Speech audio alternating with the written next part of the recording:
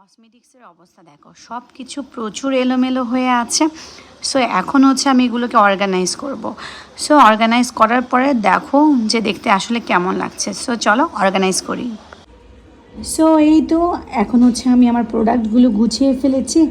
এখানে হচ্ছে আমি রেখেছি বডি ওয়াশ আর লোশন। সো এখানের প্রত্যেকটা প্রোডাক্টই হচ্ছে বডি ওয়াশ এবং হচ্ছে লোশন। জাস্ট এইটা হচ্ছে তোমার ক্লিনজার, আর এখানে হচ্ছে আই মাস্ক, আর একটা হচ্ছে সুদিং জেল, আর একটা ডিওড্রেন্ট রয়েছে। মানে এই 3-4টা প্রোডাক্ট জাস্ট হচ্ছে আলাদা, বাকি পিছন থেকে সামনে পর্যন্ত যা আছে সব হচ্ছে বডি ওয়াশ আর হচ্ছে লোশন।